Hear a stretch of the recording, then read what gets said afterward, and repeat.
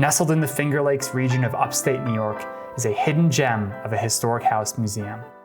Home to Abraham Lincoln's Secretary of State William H. Seward and the passionate abolitionist Francis Miller Seward, the Seward House Museum has one of the most intact collections of original artifacts of any historic home in the country. 2025 marked the Seward House's 70th year as a museum open to the public. So to celebrate, we're taking a look back at the museum's origins to answer the question, how does a house go from a home to a museum? Our story starts where most house tours end, with the death of William Seward in 1872. Upon his death, the house passed to his youngest son, General William Seward Jr., a Civil War veteran and banker whose fortune allowed him to upkeep the house. Will Jr.'s dedication to the memory of his parents ensured the artifacts in the home remained protected and well cared for. When Will passed in 1920, the house went to yet another William Seward III. It was Will III who deeded this house and its contents to the Fred L. Emerson Foundation, a local charitable foundation, and asked that the house be open to the public as a museum. This was a more logical request than you might think. The house had never fully been a private residence, as much as Francis Seward may have wanted it to be.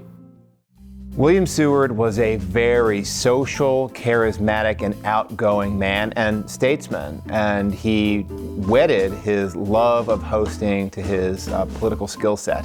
So whether as a governor, or U.S. senator, or secretary of state, Seward was always throwing open the doors of his homes in Albany, in Washington, or bringing the world here to Auburn and showcasing this place.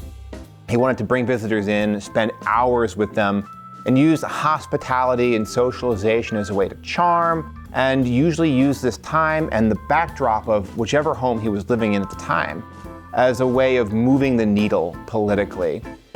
Seward's children kept this trend going. Will Jr. regularly opened his home to reporters, civic groups like the Cayuga County Historical Society, and to his former comrades in arms for large Civil War veteran reunions.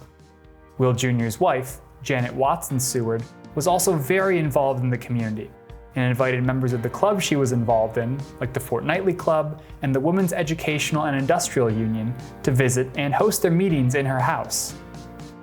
While the house was often open to visitors, it was Seward's grandson, William Seward III, who took the first steps toward more formally preserving his family's legacy by donating the Seward family papers to the University of Rochester at the urging of his second wife, Claire Warren Seward. As he aged, the idea of preserving the house itself became a priority. For this, Will turned to the Emerson Foundation, a charitable foundation started in memory of his friend, F.L. Emerson. In 1950, the estate of William H. Seward III entrusted the Emerson Foundation with Seward's grandfather's homestead with the expectation and agreement that the foundation would own and care for the property as a memorial to prior generation of Seward statesmen. So just to clarify, FL was no longer living in 1950, and obviously his friend, William H. Seward III, was no longer living as well.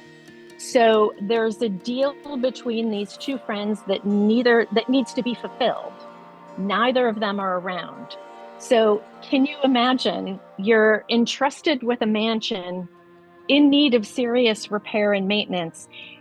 And by the way, it needs to be turned into a museum. It's a lot. A lot was right. Not only was the restoration of a historic home well outside the previous charitable work the Emerson Foundation was known for, the 33-room Seward House was packed with 4 generations of family artifacts, which all needed to be cataloged and organized. So at that time, William Emerson, who was my grandfather, was president of the foundation. And as much as I say, can you imagine, oh my gosh, he really took that responsibility to heart and took personal responsibility for the transition and really was excited by the challenge and inspired by how it could benefit the community. So William and Lillian, his wife, my grandmother, oversaw this immense project. And the first step being to determine exactly what needed to be done. As you referenced earlier, they had to hire someone to catalog the unbelievable amount of contents of the building.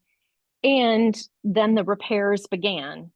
that whole process took years. They're replacing roofs, wooden shutters, cleaning and restoring furniture.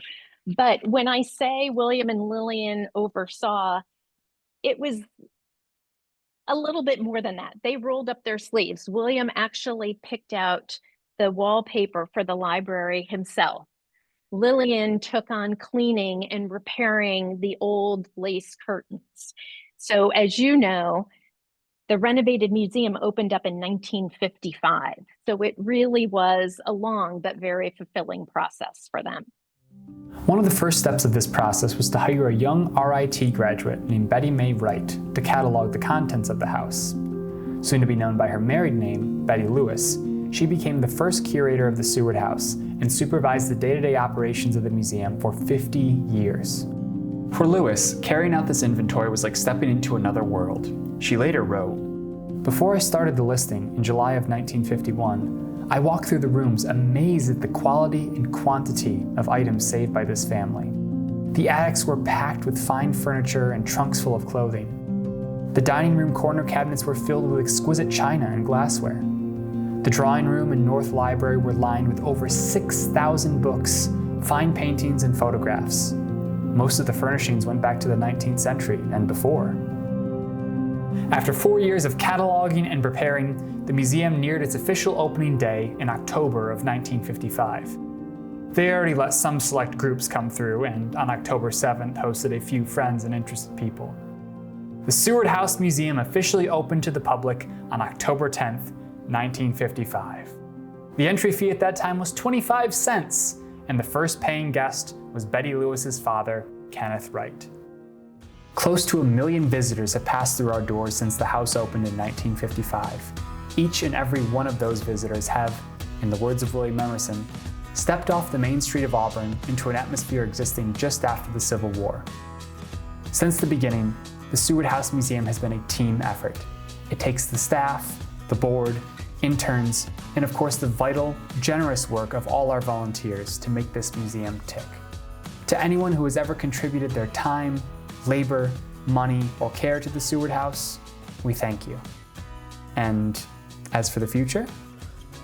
Well, I like to say we're in the forever business here at Seward House Museum, and I really do believe that. I see Seward House continuing to be a constant, trusted presence in this community, while also becoming even more recognized nationally. You see, the Seward family was one of the most influential families of the 19th century, and that gives this site enormous potential. I see us increasingly recognized alongside other nationally significant house museums, not just for preservation, but for interpretation and relevance.